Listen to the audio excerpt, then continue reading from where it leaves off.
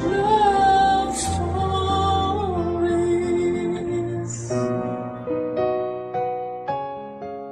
Ang tukso daw ay nasa paligid lang natin at naghihintay ng bagong makakapitan. Isa ito sa pinakamalaking pagsubok para sa magkarelasyon. At kahit tunay pa raw ang pag-ibig na nararamdaman mo para sa isang tao, pilit pa rin itong lalapit at kakapit sa iyo. Ikaw, minsan ka na bang nagkasala dahil sa tuksong lumapit sa iyo? Dear Papa Dudut, isang magandang araw sa iyo at sa mga kapuso nating nakikinig ngayon. Ako nga pala si Steve, 44 years old at isang dating data encoder dito sa Maynila. Sa ngayon ay madalas na nasa bahay na lamang ako at madalas din ay ang inyong programa na Barangay Love Stories ang aking pinakikinggan sa tanghalian. Hanggang sa heto naisipan ko na ngang magbahagi na rin ng aking kwento na sigurado akong makapagbibigay aral sa mga kapuso nating nakikinig ngayon. Papadudot, may halos 5 taon din kaming magkarelasyon bilang magkasintahan noon ni Cleo bago kami nag-decide na magpakasal. Nagkakilala kami sa isang fiesta dito sa lugar namin. Pareho kaming nanonood noon ng isang event at talaga namang nakuha niya ang atensyon ko ng araw na yon. Mabuti na lang at kakilala siya ng isang kaibigan ko na naging tulay para magkakilala kaming dalawa. Dahil hindi naman ako torpe, ay kaagad ko siyang niligawan hanggang sa maging kami na nga. Noong girlfriend ko pa lamang si Cleo, Papadudut, ay alam ko na sa sarili ko na siya na ang babaeng gusto kong makasama sa habang buhay. Kaya naman ginawa ko ang lahat para magkaroon kami ng maayos at tahimik na relasyon. At mukhang hindi ako nagkamali ng piniling babae na mahalin. Dahil habang tumatagal ang aming relasyon noon ay mas lalo ko siyang minamahal. Mabait kasi siya, Papadudut. Maalaga at mahaba ang kanyang pasensya. Nang makasal nga kami ni Cleo ay pumayag siya na huminto na sa kanyang pagtatrabaho at maging may bahay ko na lamang. Gusto ko kasi talaga na nakatutok siya sa pag-aalaga sa magiging anak namin noon.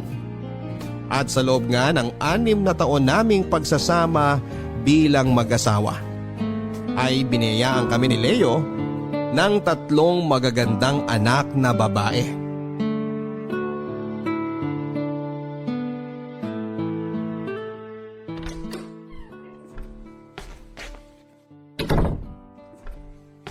Ginabi ka yata ng uwi, mahal. Traffic ba ngayon? Hindi naman.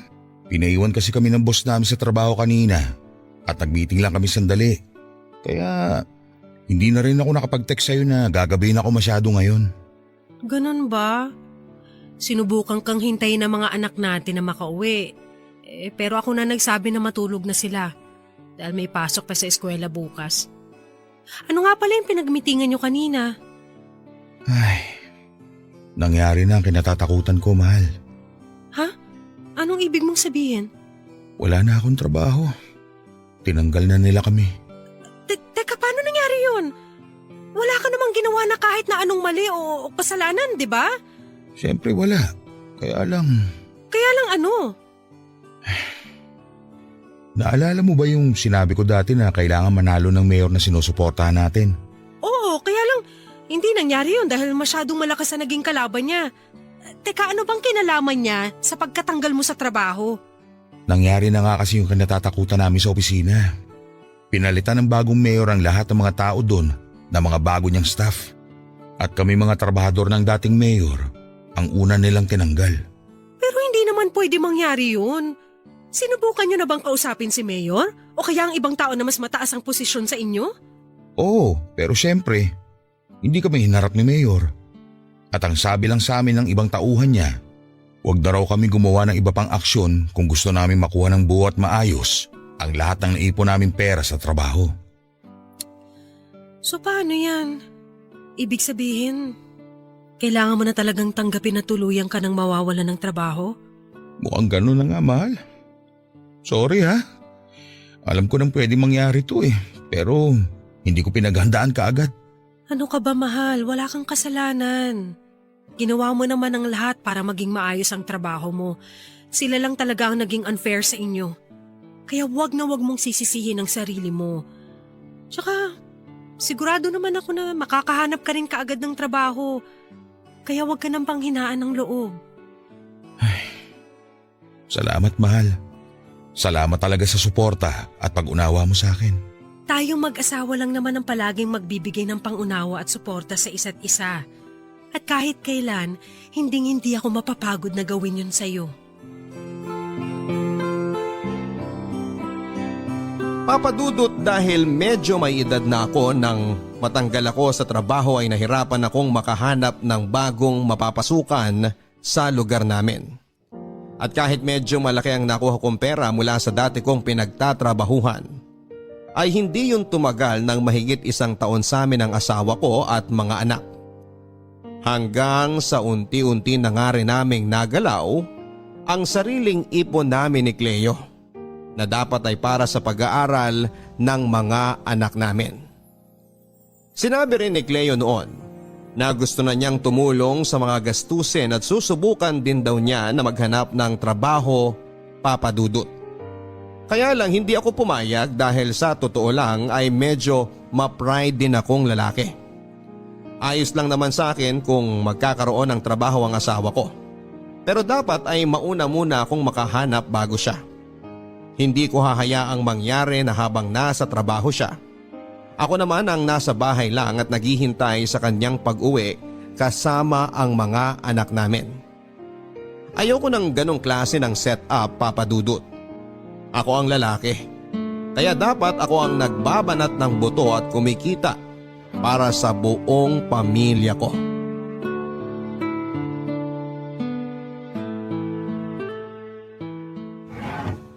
Nasaan na ba yung barangay clearance ko? Alam ko dito lang yung nilagay ni Cleo sa mga folder na to Dapat nandito lang talaga yun. Ayun, nandito na yata yun sa malaking sobre na to. Teka, ano to? Resume at application form ni Cleo papuntang Middle East? Mahal, aalis pala ako ngayon kasi may kailangan akong... Bakit hawak mo ang mga yan? Ako yata ang dapat na magtanong sa'yo, mahal. Bakit may mga ganitong klaseng papeles ka? Mahal, magpapaliwanag ako. Talagang dapat na magpaliwanag ka. Dahil hindi ko maintindihan kung bakit may mga ganitong resume at application form ka. Ano? Aalis ka? Iiwan mo kami ng mga anak mo? Hindi naman sa ganun. Anong hindi? Eto na nga Halos kumpleto na ang mga requirements mo para makaalis ka.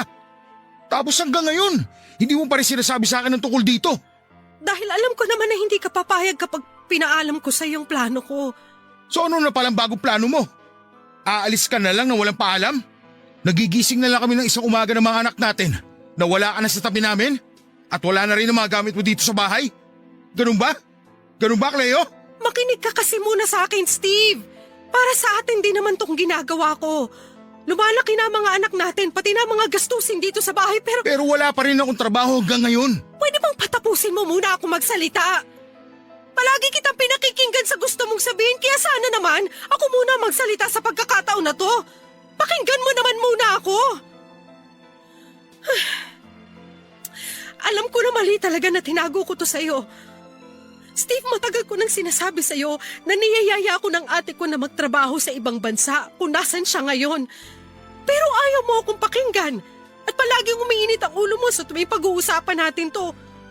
Hanggang sa eto na nga, kinailangan ni ate nang makakasama sa trabaho niya kasi umuwi ng Pilipinas yung dating kasama niya ron.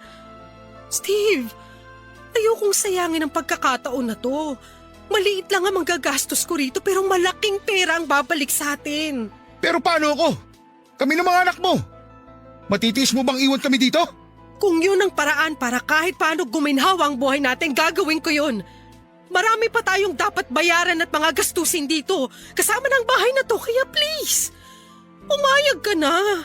Saglit lang naman ako mawawala Isa pa, para sa atin din naman lahat ng to. Para sa atin ang mga anak natin.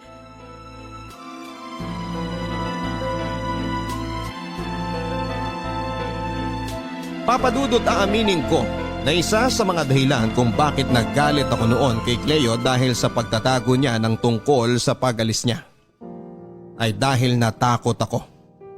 Natakot ako na baka magaya kami sa mga mag-asawa na nasira ang relasyon dahil sa pagtatrabaho ng isa sa malayo. Natakot ako noon na baka makahanap ng ibang lalaki si Cleo sa ibang bansa at hindi na niya kami balikan pa ng mga anak niya. Hindi naman sa wala akong tiwala sa asawa ko. Pero mahirap pagkatiwalaan ng mga tao na makakasama niya sa ibang bansa.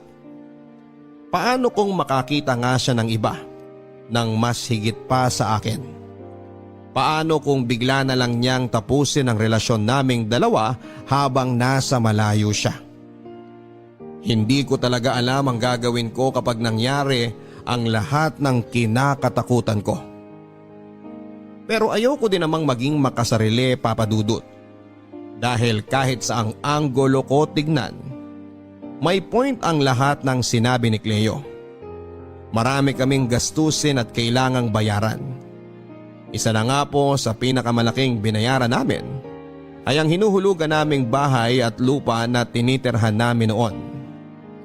Kaya kesa pare-pareho kaming maghirap at magutom ng pamilya ko, tinanggap ko na rin at pinayagan na makapagtrabaho sa abroad ang asawa ko, Papa Dudut. Papa Dudut, naging mabilis ang proseso ng pag-alis ni Cleo sa tulong na rin ng kapatid niyang nasa Middle East at sa pinagtatrabahuhan nito. Caregiver kasi ang magiging trabaho niya at dati na rin siyang nagtrabaho sa ospital bago kami magpakasal. Kaya naman wala pang isang buwan ay nakaalis na siya ng Pilipinas. Naging usapan din naming dalawa na hindi na muna ako maghahanap ng trabaho dahil walang ibang makakasamang mga anak namin sa bahay. Papadudot, mabigat na pagsang-ayon ng bagay na yon para sa akin dahil hindi talaga ako sanay nang nasa bahay lamang ako. Ni hindi ko nga alam kung paano magluto at maglaba dahil lahat ng yon ay si Cleo ang gumagawa.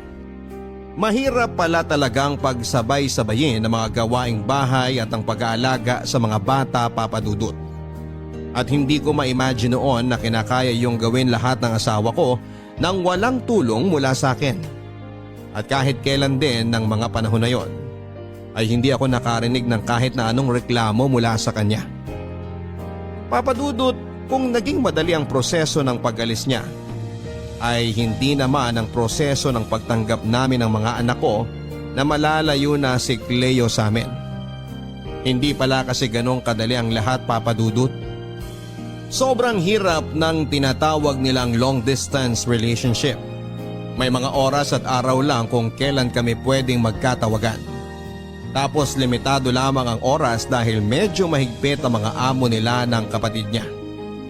Kaya hindi ko talaga maiwasan na mami siya ng sobra, Papa Dudut. Lalo na at may pangangailangan ako bilang isang lalaki. Pero syempre kinaya ko naman ang lahat dahil wala akong ibang pagpipilian. At kinaya naming lampasan ang unang taon ng aming long distance relationship. Good morning, mahal! Sorry, ngayon lang ulit ako nakapag-video call sa'yo. Ayos lang. Alam ko naman na mahigpit ang mga amo mo dyan sa trabaho ninyo, kaya naiintindihan ko yun. Ay, sinabi mo pa. Mabuti na lang talaga at kasama ko dito si ate, kung hindi, mas lalo akong ma-homesick at mahihirapan dito. Ikaw, mahal, kumusta kayo dyan ng mga bata? Maayos naman kami dito. Hindi ko nga lang sila magising para makausap mo ngayon dahil medyo maaga pa eh. Alam mo na, Sabado ngayon kaya gusto ko sana na makatulog sila ng mahaba-habang oras. Ang bait naman ng asawa ko. Ini-spoil ang mga anak namin. Anyway, mahal, ngayon nga pala darating yung kumari natin na ninang ni Sheena. Si Carla, yung pinsan ko na galing Mindoro. Naayos mo na ba yung isang kwarto natin dyan sa bahay na uupahan niya? Ngayon na nga pala yun, no? Pero huwag ka mag-alala. Naayos ko na nung isang araw pa. Wala rin problema sa tatlong anak natin kung magsasama-sama muna sila sa isang kwarto. Lalo na at bumili ako ng bagong kotse nila. Naku, mabuti naman kung ganun. Mas malaki ang matitipid natin ngayon dahil makakatulong din yung ibabayad ni Carla na pang-upa dyan sa kwarto na tutuluyan niya sa bahay natin. Tao po? Steve? Mahal, may kumakatok sa pinto. Pagbubuksan ko lang ha. Sige, mahal. Ibababa ko na rin tong tawag kasi may gagawin pa ako dito. I love you! I love you too. Bye. Sino kaya itong bisita namin? Ang aga-aga naman.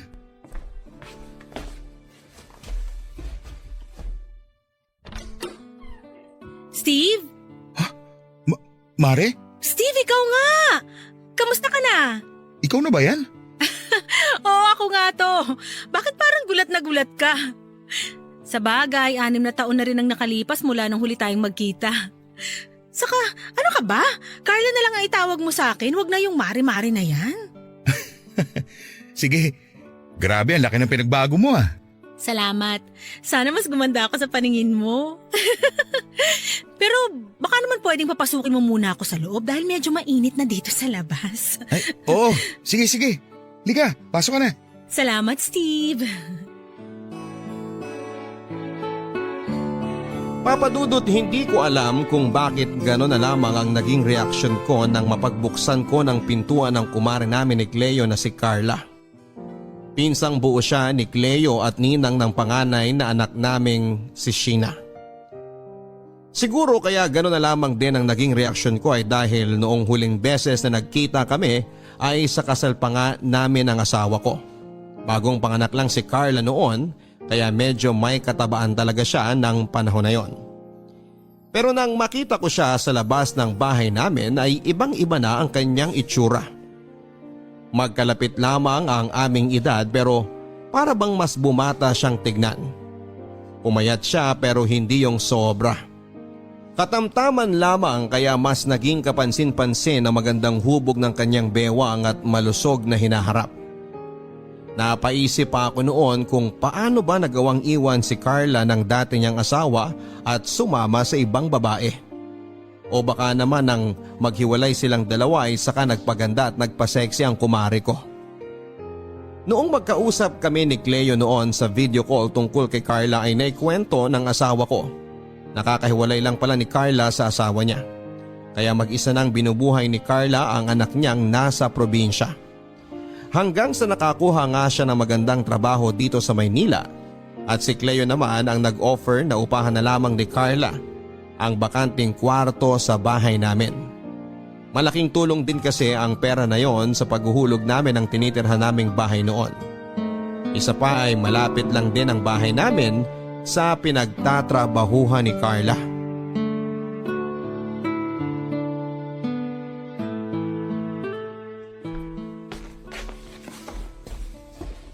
Tama na siguro tong 5 itlog para sa aming 5 na nandito sa bahay. Hindi naman siguro malakas kumain tong si Carla. Good morning, Steve. Good morning din. Tamang-tama dahil nakahain ng pagkain sa almusal natin. Bakit bigla ka na lang nauutal dyan? Hindi ka pa makatingin sa akin ng diretsyo. Sorry, nagulat lang ako kasi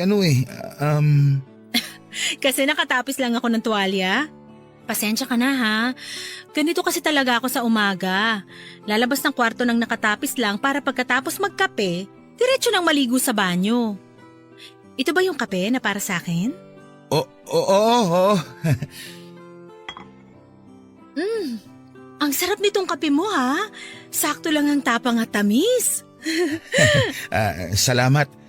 Ganyan din kasi ang timpla na kape sa akin ni Cleo. Mabuti nga at nakuha ko rin ng lasa. Kasi nung unang beses na magtimpla ako ng kape, sobrang pait. Kahit ako, hindi ko mainom eh. Naku, kahit naman siguro maalat pa tong tinimpla mo na kape, iinumin ko pa rin. Mahilig kaya ako sa mga weird na lasa. Talaga? Hindi na ikwento sa akin ni Cleo yun ah. Hindi niya kasi alam yung tungkol doon, pero marami akong alam tungkol sa kanya. Actually, tungkol sa inyong dalawa. Ano naman ang alam mo na tungkol sa aming dalawa? Kagaya ng pagdating sa romansa, sa inyong dalawa daw, ikaw ang mas madalas mangalabit sa kanya. Uy, hindi totoo yan ha? Sinabi ba talaga ni Cleo tungkol sa bagay na yan? Oo nga, madalas kasi kaming mag-usap sa teksto tawag nung nandito pa siya sa bahay nyo. At sa aming dalawa, siya talaga yung mahilig magkwento. So, totoo ba yung kwento niya? Siguro. Anong tanong siguro. Oo, hindi lang naman ang sagot sa tanong ko. Oo na. Sige na, ako na ang mahilig talaga mga labit at mangulit sa gabi kay Cleo. Pero normal naman siguro yun dahil ako yung lalaki. Normal sa lalaki yun. Sus, hindi rin no, dahil sa aming dalawa ng dati kong asawa. Ako kaya yung mas mahilig mga labit sa kanya. Talaga? Oo, siya pa nga ang palaging sumusuko sa aming dalawa. Alam mo, mabuti pa siguro na gisingin ko na ang mga anak ko. Mahirap na kasi baka malate pa sila sa eskwelahan nila. Oo nga, gisingin mo na sila para makapag-almusal na sila. Mauna na rin ako sa kanilang maligo dahil maaga rin ang pasok ko ngayon sa trabaho. Salamat nga pala dito sa masarap mong kape. Maliligo muna ako at parang medyo nag-init na kagad ako nang dahil sa kape na tinimpla mo.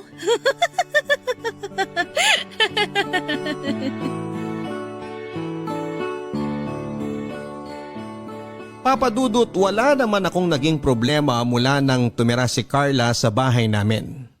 Bukod kasi sa ibinabayad niyang upa sa kwartong ginagamit niya, ay nag-uuwi din siya ng mga pagkain galing grocery sa bahay. Alam niya raw na hindi ko tatanggapin ang iaabot niyang dagdag na pera na panggastos. Kaya mga pagkain na lamang daw ang mga bibilhin at iuuwi niya sa tuwing araw ng sweldo niya. Maganda rin daw kasi ang kita niya sa pinagtatrabahuhan niyang kumpanya. At dahil maliit lang ang singil namin sa kanya, para sa upa ay hindi daw mabigat sa kanya ang mag-share ng para sa pagkain. Mabait din siya sa mga anak ko at talaga namang malapit din ang mga ito sa kanya. Kaya lang Papa Dudut, hindi ako sigurado kung tama ba ang dating sa akin ng mga pasaring at sinasabi ni Carla sa tuwing kaming dalawa lang ang magkausap o magkasama sa bahay. Parang palaging may ibig sabihin ng mga salitang binibitawan niya ng pabiro. At aaminin ko na noong mga araw na yon ay attracted na talaga ako sa kanya. Sa totoo lang kasi ay mas malakas ang dating niya kesa sa asawa kong si Cleo. Alam ko na masama ang ipagkumpara ang dalawang tao pero pagdating talaga sa katawan at itsura ay masasabi ko na napag-iwan na si Cleo. Kung dati ay balingkinita ng kanyang katawan, nawala na ang magandang hubog noon at napalitan ng 3 patong na bilbil. Pati na ang mga braso at binti niya ay pumuputok na rin halos sa taba. Hindi na nga rin siya nagsusuklay noon kapag magkasama kami sa bahay. Ganun pa man ay masasabi ko na maganda pa rin ang kanyang mukha. Kahit tumaba siya at medyo napabayaan ang kanyang sarili. Pero iba kasi talaga si Carla, Papa Dudut. Hindi lang siya gumanda kung hindi sumeksi pa talaga. Hindi halata ang wrinkles sa kanyang mukha, hindi kagaya ng asawa ko. At hindi rin kababakasan ng bilbil ang kanyang katawan sa tuwing nakasuot siya ng leggings at medyo fitted na sando sa bahay. Papa Dudut, alam ko na mali talaga ang kung ano man itong atraksyon na nararamdaman ko para kay Carla. Pero hindi ko talaga mapigilan ang sarili ko. Pero hanggang pasimpleng tingin lang naman ang ginagawa ko sa kanya. Noon kapag nag-e-exercise siya sa loob ng bahay namin, ay mga nakaw na sulyap lang dahil ayokong mahalata niya. Na medyo naaakit niya talaga ako sa mga ginagawa niya. Papa Dudut, naging maayos naman ang lahat sa unang taon ng pagtira ni Carla sa bahay namin. Mabuti naman kasi siyang makisama sa akin at sa mga anak ko. Hindi rin siya nahuhuli sa bayad sa upa at naging madalas pa ang pag-uwi niya ng mga pagkain sa bahay. Kapag wala rin siyang pasok sa trabaho, ay siya ang nagpipresenta na magluto ng mga kakainin namin. Papa Dudut, nagpapasalamat pa nga ako noon at may isang Carla ako na nakakasama sa bahay. Kahit paano kasi ay may tumatayong nanay-nanayan sa bahay at pabor ito para sa mga anak kong puro babae. Lalo na sa panganay kong si Sheena na noon ay malapit ng mag-10 taong gulang. Alam ko naman kasi na kailangan pa rin ng nanay ng mga anak ko habang lumalaki sila. At dahil kay Carla ay pansamantalang napapawi ang pangungulila nila sa pagkakaroon ng isang nanay. Ganon pa man Papa Dudut ay hindi naman napawi ang pangungulila ko sa asawa ko. Lalo na nang malaman ko na nag-extend ng 1 taon ng kontrata ni Cleo sa Middle East. Nalaman ko yon nang minsang tumawag siya sa akin para sabihin ang tungkol sa bagay na yon. Dinoble daw kasi ng kanilang amo ang sweldo niya para lamang pumayag siya at nanghihinayang daw siya sa kikitain niya. Nangako naman siya Papa Dudut na 1 taon na lamang daw talaga at uuwi na siya ng Pilipinas. Sobrang sama ng loob ko noon Papa Dudut. Ang dating kasi sa akin ng ginawa niya ay parang hindi niya man lang ako nami-miss. Na parang ayos lang sa kanya kahit matagal kaming magkalayo. Kaya nga kesa awayin ko pa siya sa video call na yon ay binabaan ko na lamang siya ng tawag. Sinubukan niya pa akong kontakin sa cellphone ko pero hindi ko na rin sinagot pa. Ayoko na muna kasi siyang kausapin noon dahil alam ko na lalaki lamang ang away sa pagitan naming dalawa. O Steve, bakit ka naman nagsosolo ng inom dyan? Ikaw pala yan, Carla. Akala ko nagising ang isa sa mga anak ko eh. Kanina pa sila tulog. Doon kasi ako galing sa kwarto nila. Yun kasing bunso mo, nagpapa-baby. At gusto na basahan ko muna siya ng kwento hanggang sa makatulog siya. Ayun, tatlo-tatlo silang nakikinig sa akin hanggang sa makatulog na nga sila. Talaga? Salamat ha. Para sa mga ginagawa mo sa anak namin ni Cleo. Ikaw na nga ang nangungupahan dito sa amin at palagi kang may dalang pasalubong para sa mga bata. Tapos ayan, nagpapakananay ka pa sa kanila. Wala yun. Gusto ko rin naman tong ginagawa ko sa mga bata. Paraan ko na rin kasi to para hindi ko masyadong mamiss ang mga anak ko na nasa probinsya.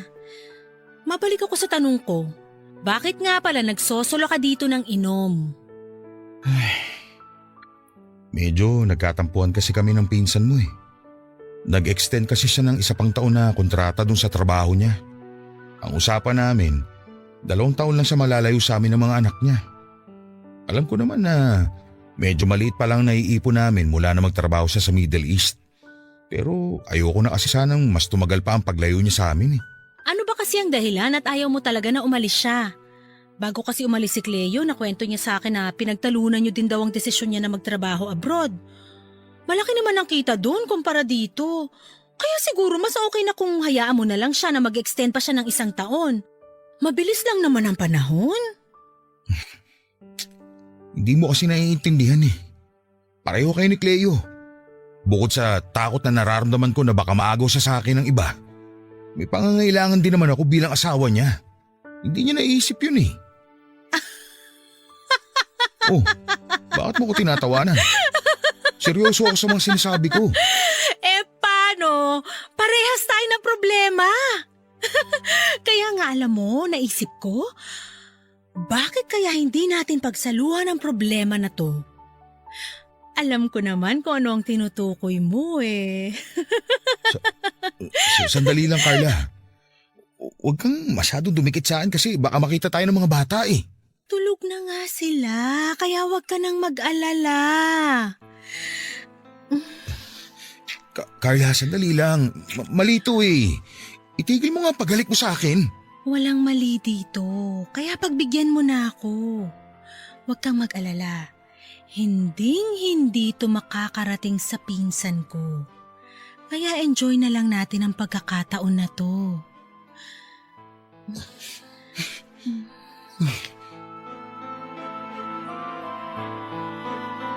Papadudot sa maniwala kayo at sa hindi ay sinubukan kong pigilan ang mainit na eksenang pwedeng mamagitan sa amin noon ni Carla. Paulit-ulit kong sinisigaw sa isipan ko na mahal ko si Cleo at ang pamilya ko kaya ayokong magkasala sa asawa ko. Na hindi po pwedeng masira ang pamilya ko kaya kailangan kong pigilan si Carla sa ginagawa niya.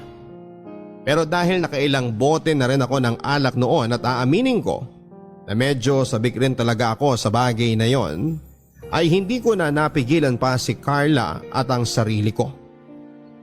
Papadudod sumagot na ako sa mga halik sa kanyang hanggang sa sumama na nga ako sa ginawa niyang paghila sa akin papunta sa kanyang kwarto. At doon ay pinagsaluhan namin ang isang mainit at masarap na kasalanan. At aaminin ko na sobrang nag-enjoy talaga ako noon, Papa Dudut. Dahil na rin sa husay ni Carla pagdating doon. At pagkatapos nga namin sabay na mailabas ni Carla ang init mula sa aming katawan, ay isang pangako rin ang binitawan ko sa sarili ko.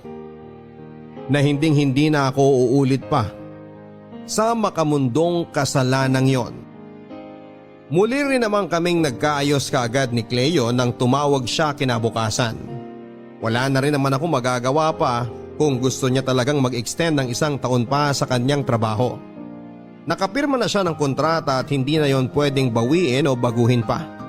Kaya naman sinabi ko na sa kanya na maghihintay na lang ulit ako at ang mga anak namin ng 1 pang taon para makasama namin siya sa bahay.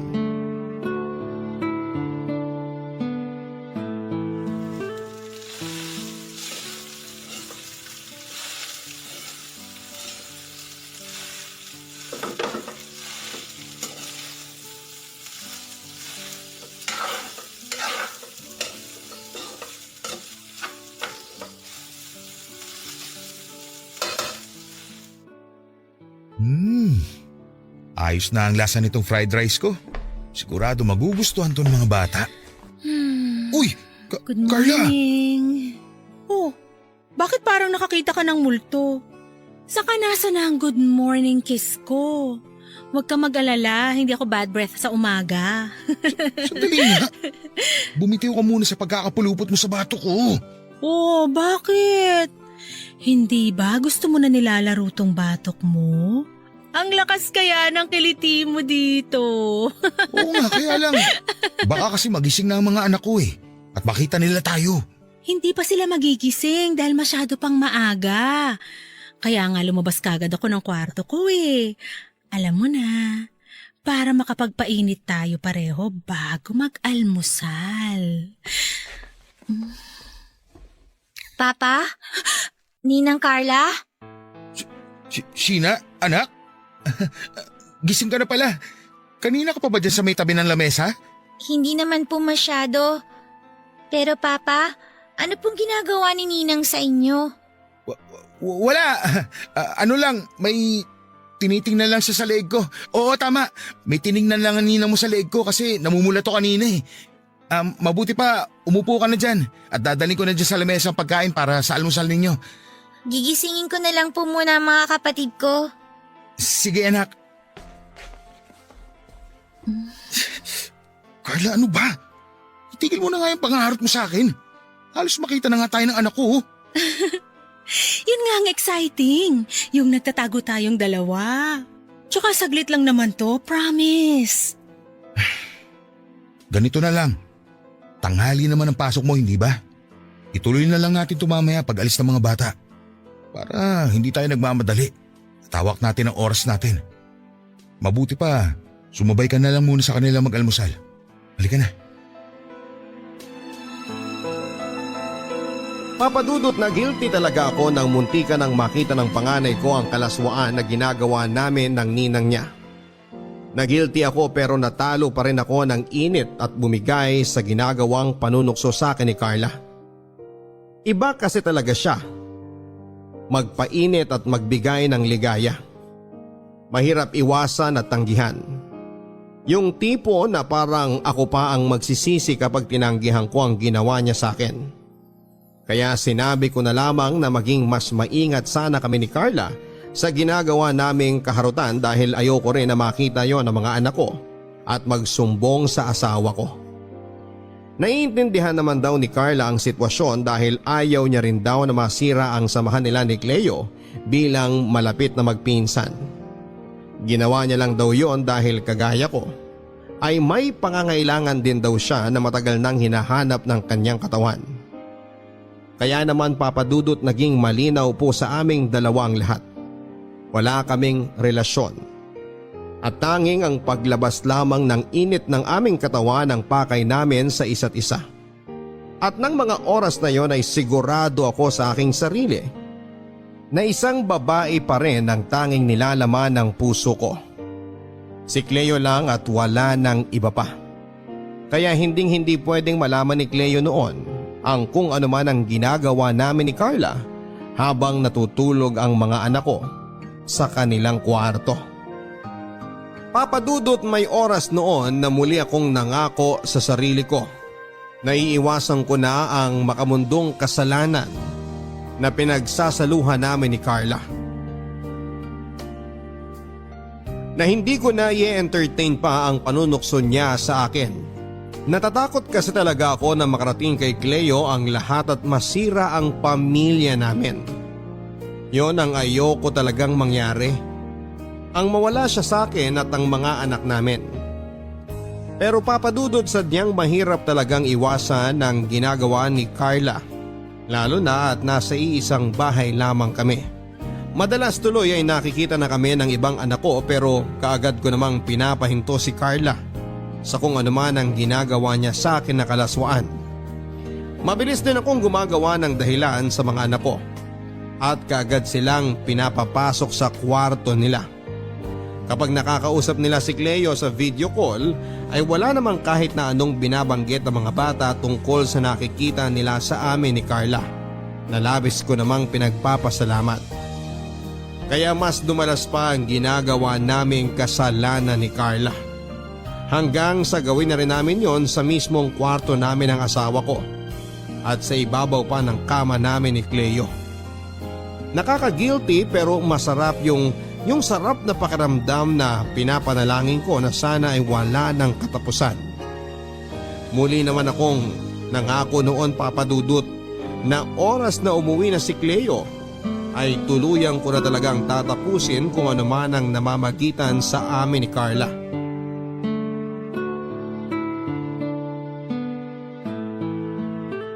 Steve, mamaya mo na tapusin yung pagliligpit mo. Halika muna sa kwarto at magpasarap muna tayong dalawa. Carla, mamaya ka na nga rin mangulit. Nakita mo na nga na ang dami ko pang kailangang ligpitin dito sa lababo. Pagkatapos ko dito, maglalaba pa ako at maglilinis pa ng bahay. Eto naman, napaka-KJ. Mamaya mo na nga gawin yung mga yan. Halika muna sa kwarto. Minsan na nga lang ako mawala ng pasok sa trabaho habang nasa eskwelahan ng mga bata. Kaya sulitin na natin ang oras na to. Halika na. Alam ko naman na namiss mo rin ang mga halik ko na to. Carla, mamaya na nga. Busy pa talaga ako dito sa ginagawa ko. Ako na nga lang muna trabahuin mo, mamaya na yan. Ipapasok ko na ang kamay ko sa shorts mo, ha? Uy!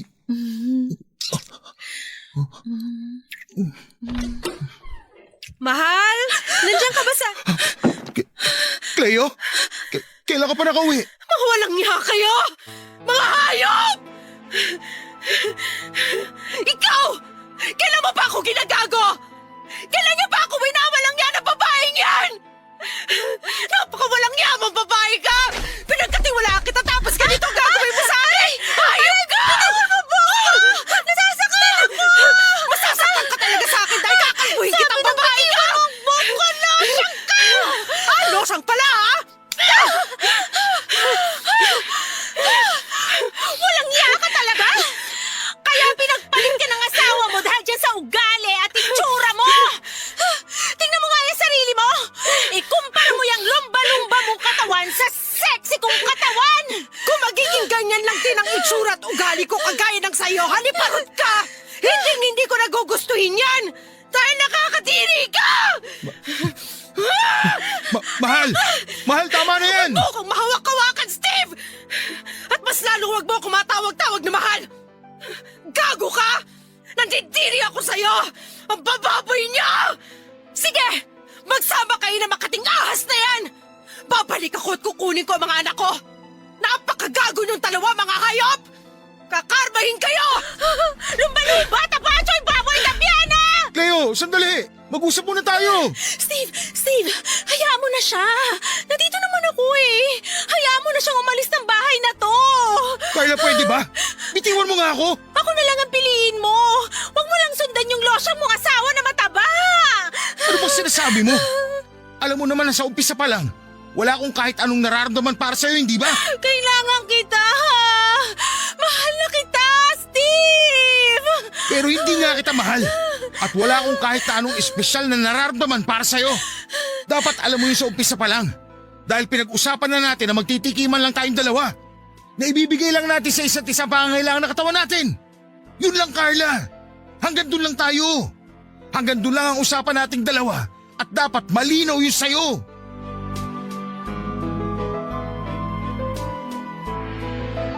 Papa Dudut, hindi kaagad bumitaw si Carla sa pagkakahawak niya sa braso ko. Habang pilit na nakikiusap na siya na lang ang piliin at mahalin ko. Noong una ay medyo nagulat pa ako nang sabihin niyang may nararamdaman na siya para sa akin.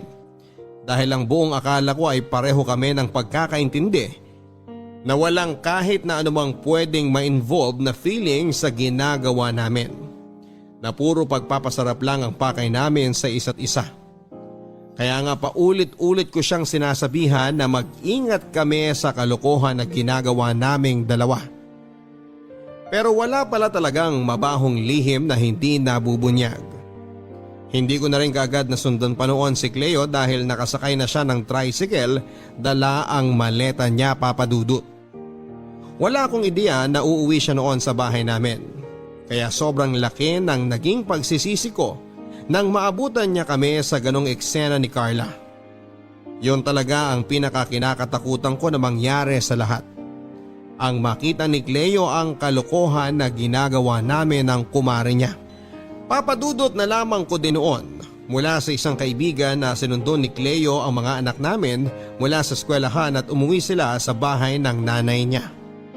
Napaaga pala ang tapos ng kontrata niya sa Middle East at plano niya sanang sorpresahin ako at ang mga anak namin. Pero siya pala ang mas masosorpresa sa madadatnan niya sa bahay. Nang makita niya kaming nagyayapusa ng pinsan niyang si Carla. Nangangatog ang mga tuhod ko noon dahil sa matinding kaba na nararamdaman ko habang bumabiyahe ako para puntahan siya at ang mga anak namin. Mas lalo akong kinakabahan, Papa Dudut, sa tuwing iisipin ko na anumang oras noon ay baka makwento ng mga anak ko ang nakikita nilang kalaswaan na ginagawa namin ni Carla. Na baka kapag nalaman na niya ang lahat ay mas lalo niya akong hindi na mapatawad.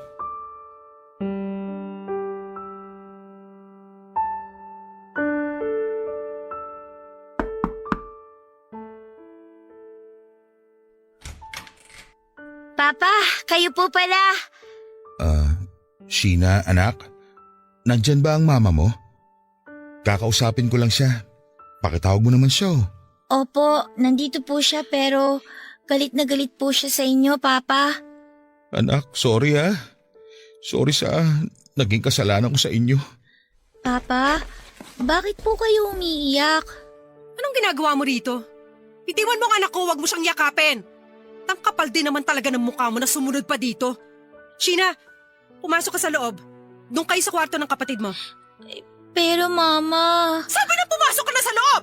Huwag na matigas ang ulo mo! Sige po. Cleo, please. Pumunta ako dito para magpaliwanag. Painggan mo muna ako. Ano ba bang kailangan mong sabihin at ipaliwanag? Yung lahat ng kababuyan at katarantaduhan na ginawa ninyo ni Carla? Cleo, I'm sorry. Sorry para saan? Steve, pinagkatiwalaan kita. Pinagkatiwalaan ko kayong dalawa. Ako na nga yun nagpapakahirap magtrabaho sa abroad tapos ano? Ito pa igaganti mo sa akin? Inaamin ko naman eh. Naging mahina talaga ako dahil lalaki ako. At alam mo na bilang isang lalaki, meron akong pangangailangan. Lecheng pangangailangan yan! Sa tingin mo ba ako hindi nangailangan? Tao lang din ako. Pero ang kaibahan natin, tiniis ko lahat. Kasi iniisip ko kayo ng mga anak natin.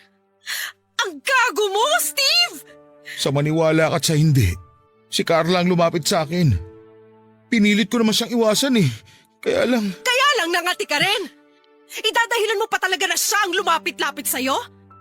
Ang sabihin mo, pareho lang kayong makati ng Carla na yon. Ang kapal din naman talaga ng mukha niyong dalawa. Ang bababoy niyo! Wala kayong pakialam?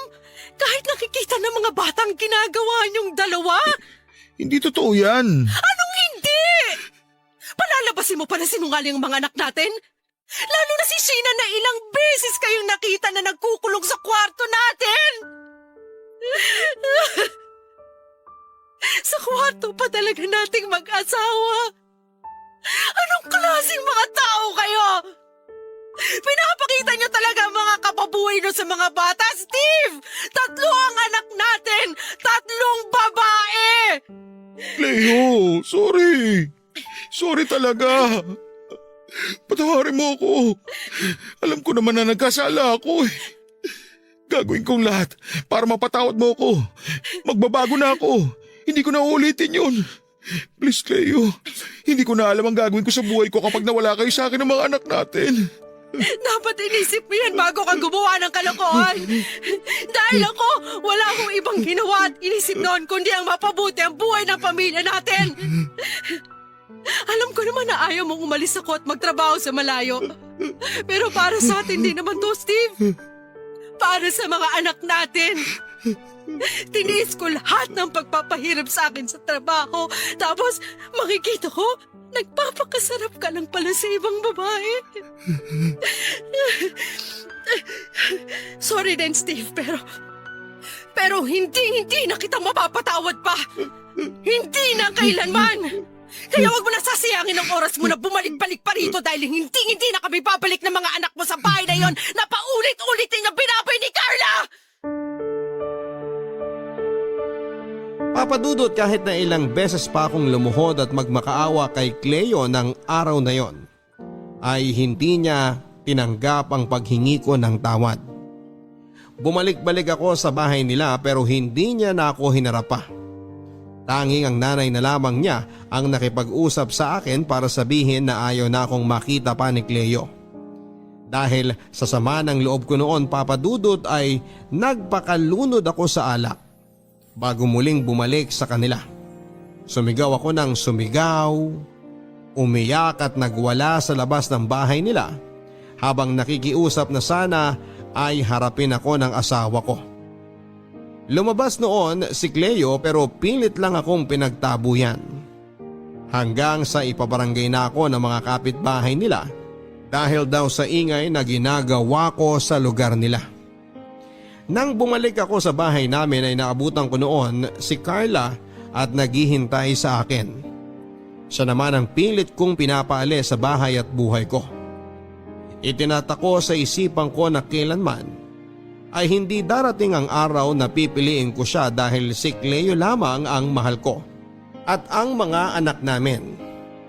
Sinabi ni Carla noon na pwede naman daw siyang maghintay na mahalin ko rin siya. Pero dumating po ako sa punto na sobrang galit ko sa kanya at sa sarili ko ay napagbuhatan ko na siya ng kamay. Dahil na rin sa pangungulit niya. Doon ay parang nagising siya at galit na sinabi sa akin na bagay lamang daw ang ginawang pag-iwan sa akin ng asawa ko. Dahil wala daw talaga akong kwentang lalaki at walang isang salita. Kinuha na niya ang lahat ng mga gamit niya at umalis na siya ng bahay. Mula noon ay wala na akong kahit na ano pang narinig na tungkol sa kanya. Sobra-sobra po ang pagsisisi ko noon, Papadudot, para sa naging katangahan at karupukan ko.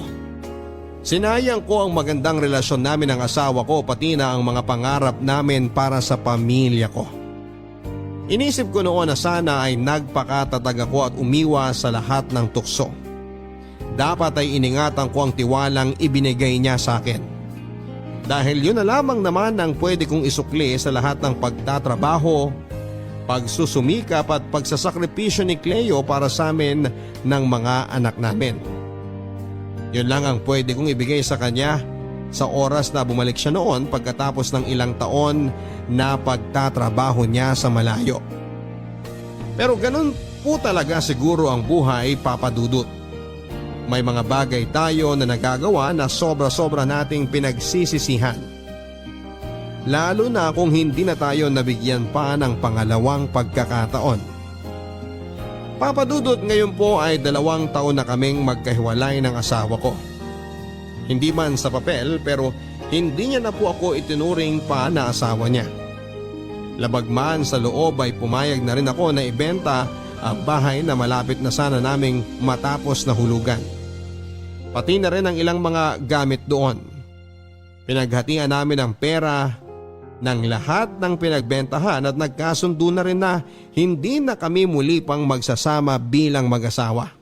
Kaya naman dumadalaw-dalaw na lang ako sa mga anak ko para makita sila. Nakikitira na lamang ako ngayon sa isang kamag-anak at pumapasada ng tricycle para magkaroon ng sariling pera. Papadudot, aaminin ko na minsan ding pumasok sa isipan ko noon na tapusin na lamang ang buhay ko dahil sa mga nangyari sa akin. Pero mas malaki po ang takot ko sa pwedeng maging parusa sa akin ng Diyos kung sakali mang gawin ko yon. Kaya ngayon ay nagpapakatatag na lamang ako. At hindi man para kay Cleo dahil mukha talagang wala ng pag-asa na mapatawad niya ako. Yun ay para na lamang sa mga anak naming dalawa. Pilit pa rin akong lumalaban sa buhay, Papa Dudut. Nalaban ako hanggang meron akong 3 anak na kinakapitan at pinagkukuna ng lakas ng loob para mabuhay. Hanggang dito na lamang po ang aking sulat, ang inyong forever ka-barangay at kapuso, Steve.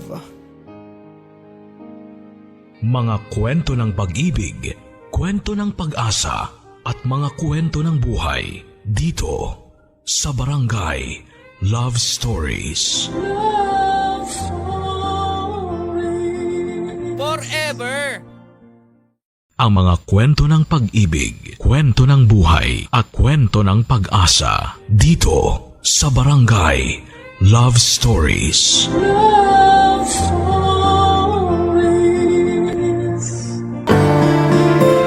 May mga pagsasama na kahit na anong alaga ay hindi lumalago at ang masahol pa ay nauuwi sa pagkabulok.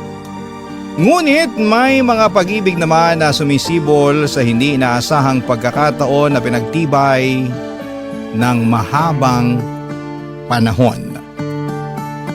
Ikaw, kabarangay, naranasan mo na bang umibig ng totoo? Dear Papa Dudut, magandang araw po sa inyo at sa mga tagapakinig ng Barangay Love Stories. Ako nga pala si Damian. 40 years old at taga Bulacan at panatiko na talaga ako ng programa ni Papa Dudut sa radyo at minsan ay nangarap din na makapagpadala ng sulat sa inyong istasyon. At kung papalarin ay mabasa niyo po ito on air. Gusto ko kasing ibahagi ang masalimuot kong love life na baka meron sa mga kabarangay natin ang makarelate.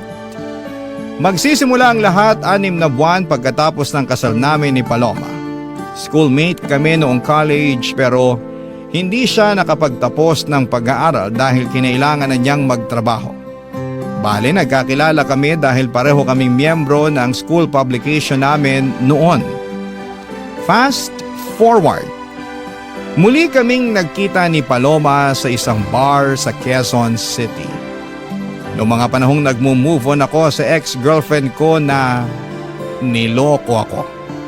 Nagtatrabaho siya doon bilang waitress at mabilis niyang nakuha ang loob ko. Tapos, may nangyari sa amin, Papa Dudut, at nabuntis ko siya.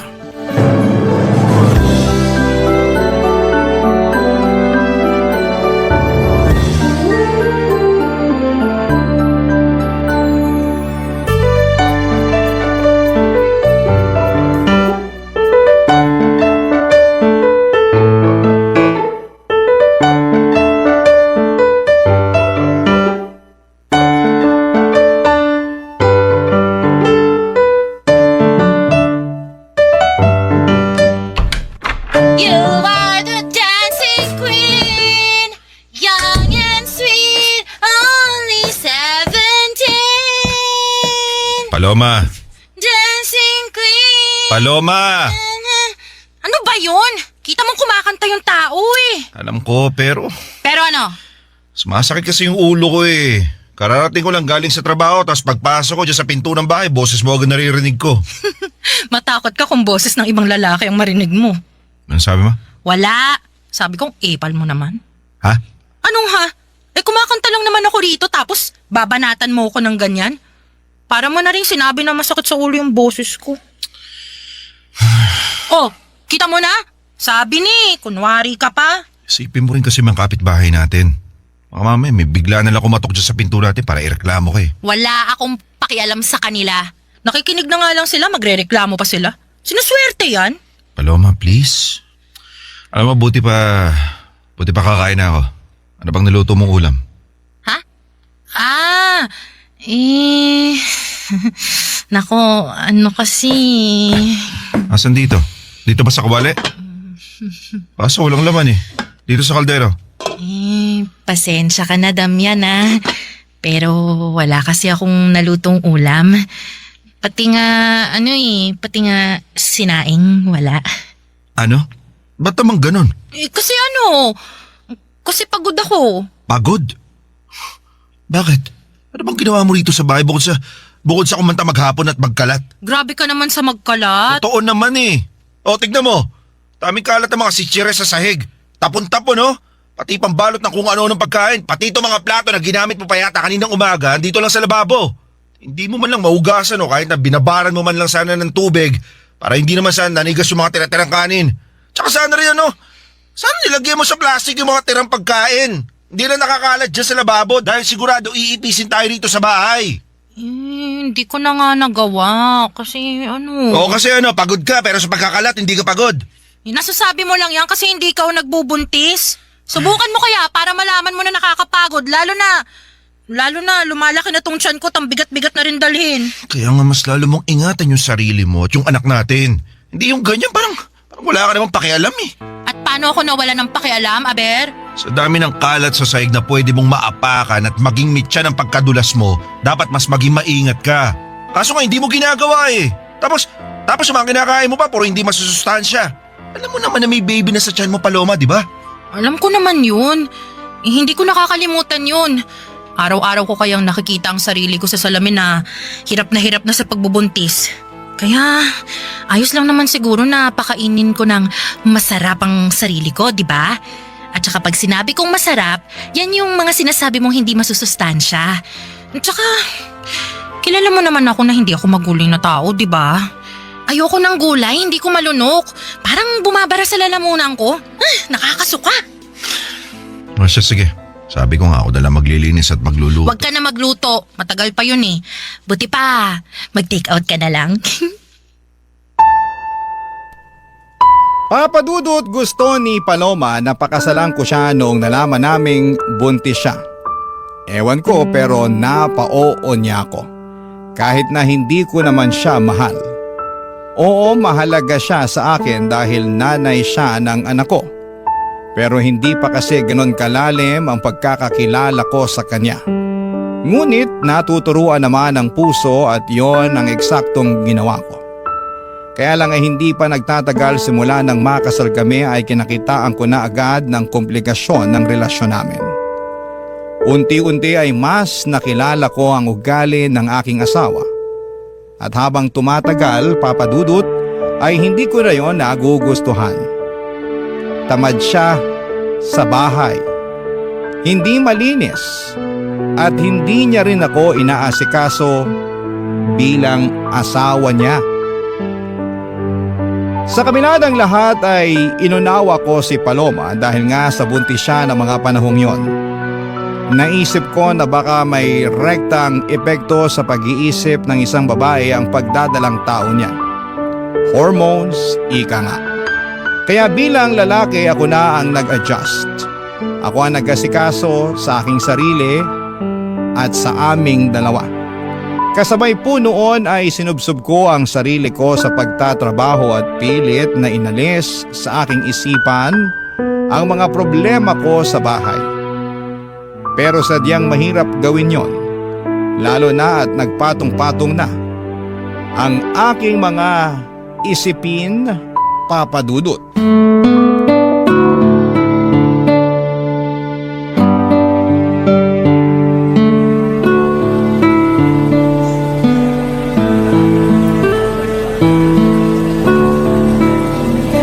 sir.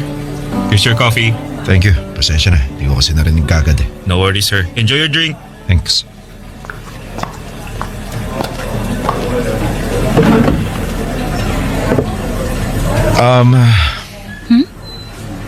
Gusto ko lang mag-thank you kasi sinabihan mo ako. Baka kasi mamaya ako pa makuha tong order ko sa lalim ng iniisip ko eh. Oo nga eh. Pansin ko nga na malalim ang iniisip mo. Actually, nung una, nagdalawang isip pa ako kung tatapikin kita. Pero baka tumabang ang kape mo pag hindi mo agad nakuha eh. Thank you ulit. By the way, Damian nga pala. I know. Narinig ko kayang inaanunsyo ng barista kanina yung pangalan mo. Ano ba? Kaya naman paulit-ulit niya pala ako tinatawag kanina. Ayos lang yun. Miranda nga pala. Hi Miranda, may kasama ka ba or minihintay? Wala naman. Ikaw ba? Wala rin. Naisip ko lang na magpalipas ang oras dito kasi ayoko pang umuwi sa bahay namin eh. Sa tono mo mukhang may pinagdadaanan ka kaya ayaw mo pang umuwi ah. Meron nga pero diba gano'n naman talaga. Tsaka ano? Tsaka gusto ko munang ayusin, linisin yung isip ko bago umuwi. Kasi sigurado magiging magulo na naman yung isip ko pagdating ko mamaya sa bahay. Nako, nakakalungkot nga yan. Well, wag na natin pag-usapan yung problema ko. Hindi naman yung mahalaga. Tsaka, kung okay lang sa'yo since wala ka naman kasama o iniintay, tsaka ganun din naman ako, magkwentuhan na lang muna tayo saglit. Alam mo, palagi kita nakikita rito. Diyan ka ba nagtatrabaho sa katabing building ng office namin? Oo, dyan nga. Ikaw din, palagi kitang nakikita at naisip ko na doon ka nga rin nagtatrabaho. Actually, lagi ako rito sa coffee shop eh. Pero ngayon lang kita nakita na tumambay dito. Paborito ko kasi yung kape nila pero tama ka na, ngayon lang talaga ako tumambay rito. I guess dahil sa problema nyo sa bahay, right? Ay, mapapatambay ka talaga muna sa lugar na tulad nito para makapag-isip-isip. Pero, alam mo sa totoo lang, nakukonsensya ako kasi dapat sa mga gantong oras nasa bahay na ako. Kasi kanina pa ako hinihintay ng asawa ko eh. Buntis pa naman yun tapos hindi ko inuwian kagad. Ay nako, dapat nga uwian mo na siya, lalo buntis siya. Wala ba siyang kasama sa bahay ninyo? Wala eh. Wala na siyang kamag-anak dito. Ako lang yung kasama niya sa bahay pero may rason naman kung ba't ayoko umuwi, di ba? Ayos lang ba kung makipagkwentuhan ako sa'yo kahit konti? Oo naman, ayos lang. Meron lang kaming konting hindi pagkakaintindihan ng misis ko lalo na kakakasal pa lang namin. Tingin ko normal lang yan. Lalo kakakasal nyo lang pala. Ako, wala pa akong asawa o boyfriend pero madalas makwento sa akin ng mga kaibigan ko na in a relationship yung mga struggle nila ng partner nila. Siguro kasi kahit na matagal na kayo ng partner mo, meron ka pa rin matutuklasan na ugali niya. Yun na nga eh. Buti sana kung matagal ko nang kilala yung asawa ko. Ibang alam ko na yung ugali niya pero hindi eh. Anong ibig mong sabihin? Medyo komplikado kasi kung paano kami nagkakilala at nauwi sa kasalan.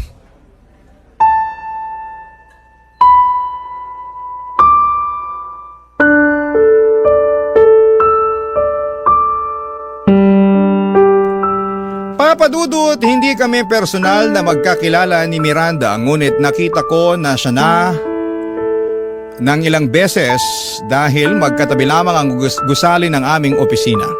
Tapos ay nabanggit niya pa na palagi siyang tambay sa coffee shop na pinupuntahan ko noong gabi na yon na nagkataon namang paborito kong bilhan ng take-out na kape. Yun ang unang beses na tumambay ako doon dahil ayoko pang umuwi sa bahay namin. Sa totoo lang ay hindi ako yung ganong klase ng tao na palakwento ng problema sa iba. Madalas ay sinosolo ko lamang ang mga nararamdaman ko at hinahayaan na lamang na lumipas yon. Ultimo, sarili kong pamilya ay kakaunti lang ang nalalaman sa akin. Kaya ewan ko ba kung paano ko nakwento kay Miranda ang problema ko kay Paloma. Pero aaminin ko, papadudot ng mga panahong yon ay gumaan ang loob ko pagkatapos naming magkausap ni Miranda, papadudot. Barangay Love Stories. Barangay Love Stories. Papa Dudut, pinayuhan ako ni Miranda kung paano ko maaayos ang pagsasama namin ni Paloma. Baka kasi tama siya na nasa akin din ang problema. Sa totoo lang ay pagkatapos ng pag-uusap naming yon ay marami akong bagay na naisip habang pauwi sa amin. At napagtanto ko nga ding dahil sa pagiging busy ko, nawala na ako ng panahon na kilalanin ng husto ang asawa ko. Kaya nga para makabawi ay sinimulan kong ayusin ang pakikipag-ugnayan ko kay Paloma. Hinabaan ko na rin ang aking pasensya pag may mga bagay siyang hindi nagagawa o ginagawa dahil sa iba't ibang kadahilanan. Mas iniintindi ko siya at nagpakasweet ako sa kanya bilang asawa. At bilang unang hakbang ay ginawa ko ang regular na date namin kahit sa bahay lamang at kahit na kasal na kaming dalawa, Papa Dudut.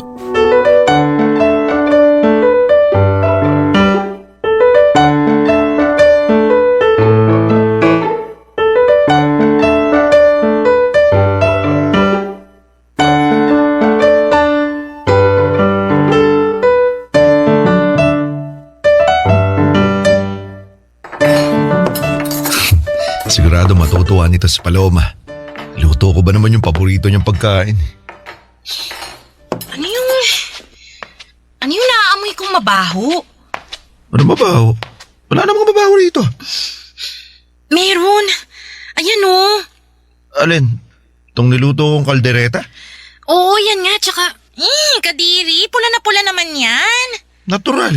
Kaldereta nga, di ba? May kaldereta bang berde? Alam ko naman yun. Hindi ako bobo. Pero, nakakasura. Sobra ka naman magsalita. Niluto ko nga to kasi paborito mo to, di ba? Ha? Paano mo naman nasabi na paborito ko yan? Nung isang araw, di ba, paulit-ulit mong sinasabi na gusto mong kumain ng kaldereta, kaya pinagluto ko kita. Kaya hindi lang naman ito iniluto ko, meron pang iba. Ha? Bakit? Teka, anong meron? Hindi ko naman birthday ah. Tsaka hindi mo rin naman birthday. So, bakit nagluto ka ng marami? Ano nga ba, hindi naman kailangan may birthday para magluto ko ng marami, tsaka special, di ba? Hindi ka naman talaga nagluluto eh. Bihira lang tapos madalas mo pang lutuin yung mga instant na pagkain. Hindi rin naman ako magaling magluto kaya madalas umu-order na lang tayo kaya nagtataka lang ako na ang dami mong niluto. Well, ang totoo kasi, naisip ko na simula ngayon, ako na magluluto para sa atin. Para makakain din tayo na masusustansya at hindi na palagi nagte-take out. Ay wow! Anong nakain mo? Paloma naman. No offense pero nanibago lang ako eh. Tsaka sa busy mong yan, kilala kitang panay trabaho. Kulang na lang doon ka sa opisina ninyo matulog eh. Tapos bigla mong maiisip ang bagay na yan. Katapusan na ba ng mundo? Uy, masyado ka naman yata nag-overreact. Uy, hindi kaya.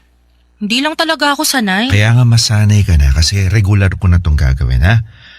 Buti pa, kumain na tayo. Halika na rito sa mesa. Ipag-uurong kita ng upuan. Ay, wow. Talaga? Oo, diba? Nakakapanibago ka ah. Yung totoo. May sakit ka ba? Lagnat? Ay, baka malala na yan ah. Ano ba kasing problema mo? Wala akong problema. Mukha ba akong problemado? Huwag mo nga ibalik sa akin yung tanong ko. Huwag mo rin kasi akong tanungin ng ganyan. Para ka namang iwan. Ikaw ang parang ewan, dami mo sinasabi. Puro ka ganito, ganyan. Hindi na ako nakarinig na magandang salita mula sa'yo kanina pa. Alam mo yata nakalimutan ko na iniinsulto mo yung luto ko. Nagsasabi lang naman ako ng totoo. Nakakadiri naman talaga yung luto mo eh. At tsaka tama ka nung sinabi ko na gusto kong kumain ng kaldereta. Pero hindi ko naman sinabi na luto mo. Ang gusto ko, take out. Mamaya, di pa masarap yung luto mo eh.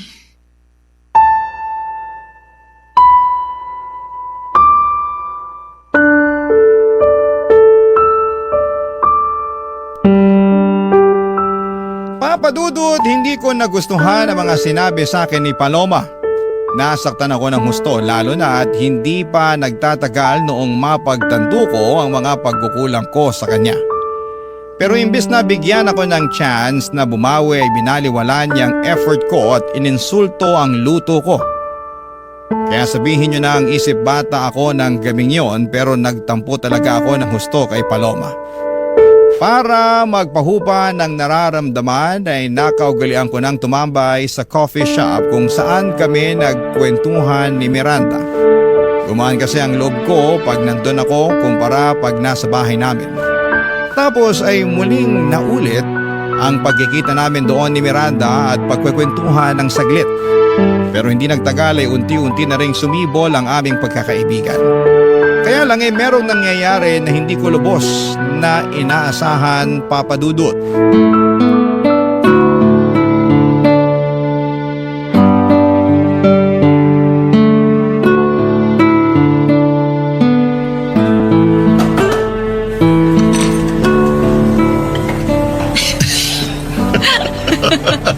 Ikaw, puro ka biro talaga, no? Anong ibig sabihin ito? Paloma, Ako nga, Damian. Bakit? Nagulat ka ba? Hindi mo siguro inaasahan ang pagsulpot ko rito ngayon, no? Sandali lang, pwede ba kumalma ka? Pinagtitinginan na tayo ng mga tao rito, oh. Paano ako kakalma? Huling-huli ko kayo sa akto ng babaeng yan. Habang nagkakapit, nagtatawanan. Paloma, nagkakamali ka na. Hindi ako pwede magkamali. Malakas ang pakiramdam namin mga babae kapag nagloloko ang mga asawa namin. At ikaw, halika nga rito, tuturuan kita ng leksyon Paloma. para malaman mo kung saan ka dapat lumugar sa buhay ng asawa ka. Paloma! Paloma! Aray ko! Paloma, bitawan mo si Miranda! Aray! Miranda naman pa ng pangalan. Kapit mo! Paloma! Excuse me! Di ako kapit ni Damian! Aray ko! Paloma! Paloma, ano ba? Bakit mo sinampal si Miranda? Kulang pa nga yung sampal na yan para sa kabit na kagaya niya. Hindi ko nga kabit si Miranda. Makinig ka naman! Kung hindi mo siya kabit, ano mo siya? Sige nga! Magkaibigan lang kami ni Damian. Wala kaming relasyon sa isa't isa. Hindi nga ako kabit, kaya wala kang karapatan na saktan ako. Sa tingin mo, maniniwala ako sa pinagsasasabi mo? Sa bagay, sino nga bang kabit ang aamin na kabit siya? Wala naman, di ba? Unless, proud kang kabit, kaya gusto mo ipangalandakan sa buong mundo yung pagiging kabit mo. Paloma, tumigil ka na, sabi nakakaya ka. At ako pang dapat mahiya? Hindi ba dapat? Dapat kayo ng babaeng yan? Kasi saan ka naman nakakita na may asawa kang tao pero nakikipag-usap ka pa sa ibang babae? Ano na lang ang iisipin sa'yo ng iba? Sige nga! Wala naman sigurong batas na bawal ako makipag-usap sa ibang tao, di ba? Malinis ang konsensya ko, namin ni Miranda. Tsaka, sana bago mo siya inakusahan, bago mo siya tinawag na kabit, inalam mo muna ang totoo. Malaki ang naitulong ni Miranda para ma-realize ko ang mga pagkukulang ko sa pagsasama natin. Kaya nga nagbago ako, di ba?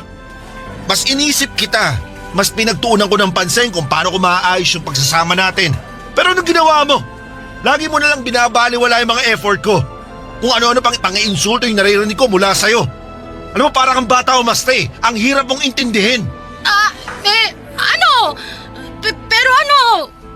Pero hindi pa rin yung dahilan para mangabit ka. Hindi ko nga kabit si Miranda.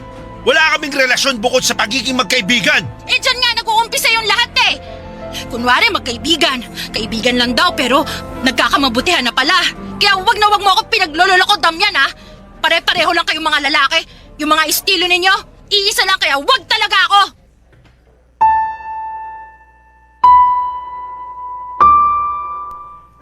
Papadudot na awat ko naman si Paloma sa pananakit niya kay Miranda.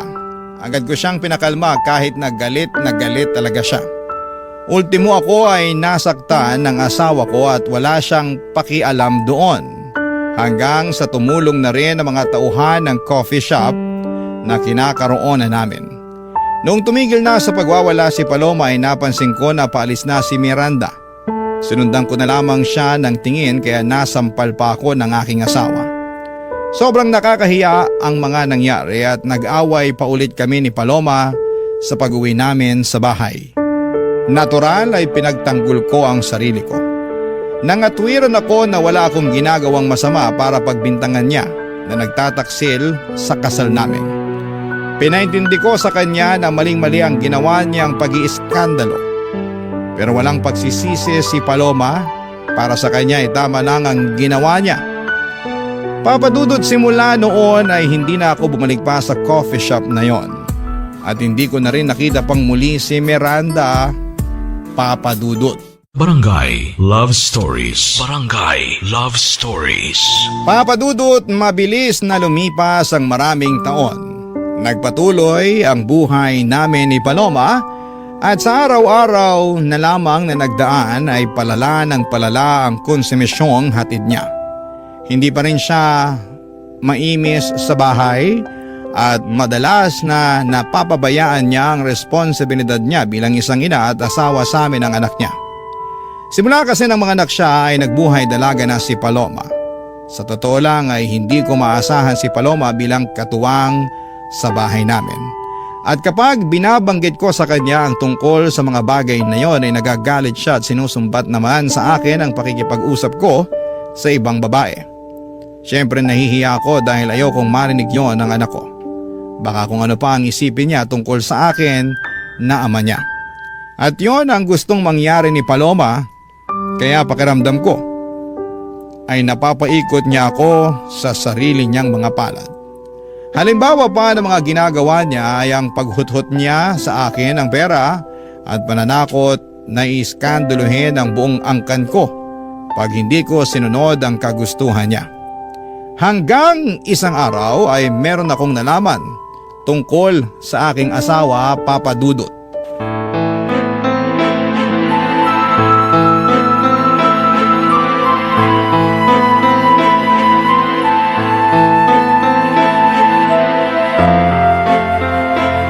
Alam ko kung anong narinig ko, Paloma. Huwag mo akong gawing tanga. Narinig ko na sinabi mo dyan sa kausap mo na hindi ka sigurado kung sino ang ama ng anak natin. Eh bakit ka kasi nakikinig sa usapan na may usapan? Kalalaki mong tao, napaka-chismoso mo. Ako pa talaga yung chismoso at may kasalanan kung bakit ko nalaman yon? Ha? Kung tutuusin, ang lakas-lakas ng boses mo habang nakikipag-usap sa cellphone. Pati yung anak nating tulog nagigising sa'yo. Parang wala kang pakialam. Wala tayong magagawa dyan, pinanganak na talaga akong ganito. At tsaka wag mo nga ibahin ang usapan. Hindi ko iniiba ang usapan. Tsaka bakit ikaw pa ang mas galit? Ba't hindi ako? Ako lang naman yung niloko mo. Hindi kita niloko, okay? Anong hindi? Sabi mo doon sa kausap mo, hindi ka sigurado kung ako yung tatay ng anak natin kasi tatlong lalaki yung nakagalaw sa'yo bago ako. Tapos sa akin mo lang pinakargo yung bata dahil ako yung mas uto-uto sa kanila. So kaya pala kung makadiman ka ng kasal nung nalaman nating buntis ka, wagas. Kasi... Ano? Di ka makapagsalita kasi totoo, di ba? Matagal naman na yun. Kasal na tayo at may anak na, di ba? Sa'yo man o hindi yung bata, kitang-kita ko naman kung gaano mo siya kamahal. Mas mahal mo pa nga yung batang yun kaysa sa akin eh. Kaya ano pa bang pinuputok ng butsi mo dyan? Bakit hindi ka na lang magpasalamat na ginawa kitang tatay? Di ba? Yun ang rason kung bakit kayo naghiwalay ng ex-girlfriend mo. Hindi ka kamo niya mabigyan ng anak kaya... Hindi yun ang pinakarason kundi yung panluloko niya sa akin. Katulad na lang ng ginawa mo. Sobrang sama mo, Paloma. Binilog mo ang ulo ko. Pinaniwala mo ako. At hanggang ngayon, niloloko mo pa rin ako. Mahal ko yung anak natin pero nakakagalit lang kung paano mo siya pinaako sa akin. Pag naalala ko kung paano katawang-tawa habang kausap mo yung kung sino man sa cellphone mo kanina at binibida mo pa yung ginawa mo para akong masisiraan ng ulo. Bakit? Pumayag ka naman na pakasalan ako takuin ang anak natin, di ba? Bakit ka nagagalit dyan? Hindi mo talaga naiintindihan yung pinanggagalingan ko, no? Ha? Subukan mo kaya, ha? Subukan mo kayang lumagay sa posisyon ko nang malaman mo kung bakit nagagalit ako ng husto. Palibasa kasi. Palibasa ano? Palibasa na baka babaw ng pangunawa mo. Anong sinabi mo? Bakit? Totoo naman Napakababaw mong klase ng tao. Wala kang pakialam sa nararamdaman ng iba. Sarili mo lang yung mahalaga sa'yo. Tingin mo, sa'yo lang umiikot yung mundo eh. Wala kang konsiderasyon sa ibang tao. Mahilig kang manisin ng iba, ni walang kalalim-lalim yung pagkatao mo kaya imbis na akuin mo yung kasalanan mo, humingi ng paumanin at magbagong buhay, binabaliktad mo pa yung sitwasyon. Gusto mo laging lumabas na biktima ka kahit ang totoo, kasalanan mo naman. Sana talaga hindi na lang kita nakilala. Sana hindi na lang kita pinakasalan. Papa Dudut, sobrang sakit ng nararamdaman ko nung nalaman ko ang katotohanan. Ayaw tanggapin ng sistema ko ang katotohanan na baka hindi ko anak ang batang dinala niya ng 9 na buwan sa sinapupunan niya. Magkaganon pa man ay alam ko sa sarili ko na mahal ko yung bata. Nananalaytay man ang dugo ko sa kanya o hindi. Kaya para mapatunayan ang connection ko sa anak namin ay nag-insist ako ng DNA testing pero tinanggihan ni Paloma. Lalo lamang nagkalamat ang aming pagsasama at lumala ang pag-uugali ng aking asawa. Kaya isang araw ay nagdesisyon na lamang ako na gusto ko nang kumawala sa kasal namin. Gusto ko nang makipaghiwalay kay Paloma sa ayaw at sa gusto niya. At kahit na alam ko namang matrabaho at mahabang proseso ang annulment sa Pilipinas, ay buong loob ko na harapin at mapawalang bisa lamang ang kasal namin. Ngunit bago pa man mangyari yon, namatay si Paloma sa isang aksidente na hindi ko na lamang idedetalye. Dahil sa nangyari, ako na ang tumayong magulang sa anak namin at hindi ko na rin inalam kung kadugo ko ba siya o hindi. Ang mahalaga sa akin ay mabigyan ko siya ng maayos na buhay at magandang kinabukasan. Nagdaan ang ilang pang taon. Naisip ko pa rin si Miranda. Kumusta na kaya siya? Ano na kaya ang balita sa kanya? Palagi kong dalangin na magkita kaming muli dahil hindi pa ako nakakahingi ng tawad sa kanya. Hanggang isang araw, dininig ng langit ang panalangin ko.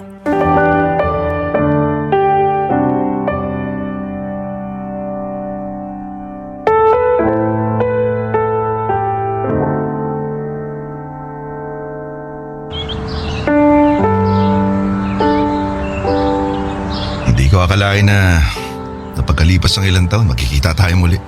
Ako nga rin eh. Simula kasi nung mangyari yung, alam mo na, yung sa coffee shop nun. Yung sumugod si Paloma? Oo, yun nga. Simula nun eh, wala na talaga akong mukhang maiharap sa mga taong kakilala ko na nabalitaan yung pangyayari. Napagod na lang ako na ipaliwanag sa kanila yung panig ko kaya ako na lang mismo ang umalis.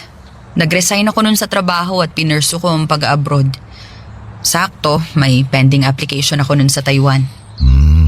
Kaya pala hindi na kita nakikita doon sa building ng opisina nyo o kahit doon sa coffee shop na palagi mong tinatambayan nun. Nag-abroad ka na pala. Oo. At saka, wala na rin namang saysay na magkita pa tayo kasi, di ba, pamilyado kang tao. Alam mo, kahit na wala naman tayong ginagawang masama nun, kahit na magkaibigan lang tayo, hindi ko rin masisi ang asawa mo na mag-isip ng ganun dahil nga kasal kayo. Baka ganun lang talaga. Kumbaga, pinoprotektahan lang niya yung marriage niyo. Na-realize ko rin naman yan pero syempre nagigilty pa rin ako. Lalo na mali pa rin yung ginawa niya. Mali na sinaktan ka niya nung gabing yun. Nakakaya at nakakagalit. Tapos hindi pa ako nakahingi ng tawad sa'yo kasi bigla ka nalang umalis dun eh. Wala naman ng rason para manatili pa ako doon. Sobra kayang nakakahiya. Ang daming mga mata na nakatingin nun.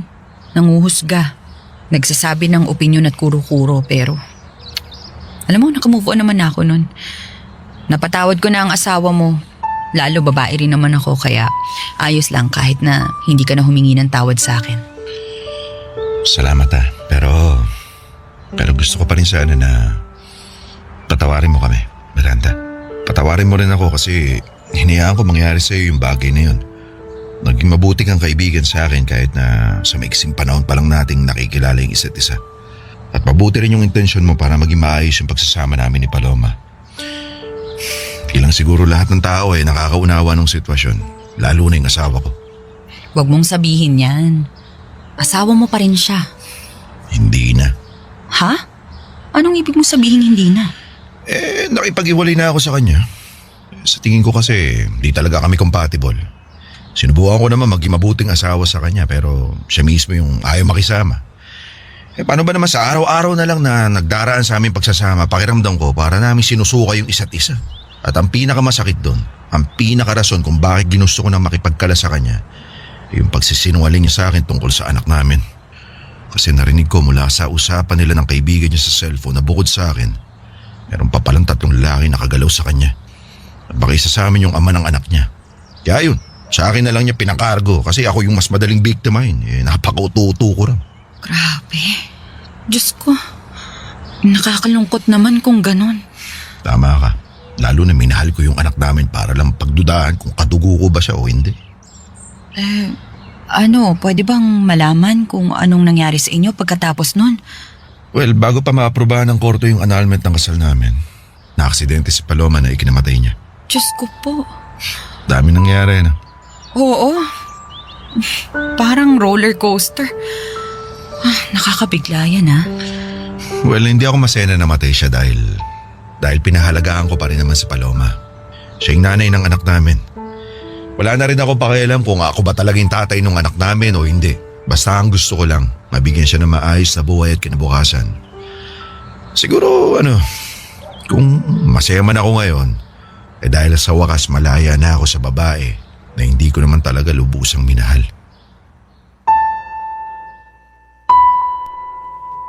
Papa Dudut, masaya ako dahil nabigyan kami ng pagkakataon na magkita at magkausap ulit ni Miranda. At malaki rin ang pasasalamat ko sa kanya kasi naunawaan niya ang sentimiento ko ng mga panahong yon. Ang tanging priority ko na lamang ay ang anak namin ni Paloma. Kaya nga nagsisikap ako sa pagtatrabaho para masuportahan siya. Sa ngayon ay regular pa rin ang komunikasyon namin ni Miranda kahit na bumalik na ulit siya sa Taiwan. Sa mga nagtatanong dyan ay single po si Miranda. May naging boyfriend daw siya noon pero naghiwalay din sila. Sa totoo lang ay masaya ang puso ko sa tuwing kausap ko siya. Yun bang hindi nagmamadali, hindi nakakaramdam ng pressure. Kung ako ang tatanungin ninyo, gusto ko, Papa Dudut, na kilalanin pa siya ng gusto. At kung loloobin ay sumibol nawa ang aming pagkakaibigan. Hanggang dito na lamang po ang sulat ko, Papa Dudut. Maraming salamat sakaling mapili po ninyong i-ere sa inyong programa na Barangay Love Stories. God bless and more power sa inyong istasyon. Ang inyong forever kapuso at kabarangay, Damian. Ano ang masasabi mo sa ating Barangay Love Stories today? Aabangan namin yan sa aming comment section.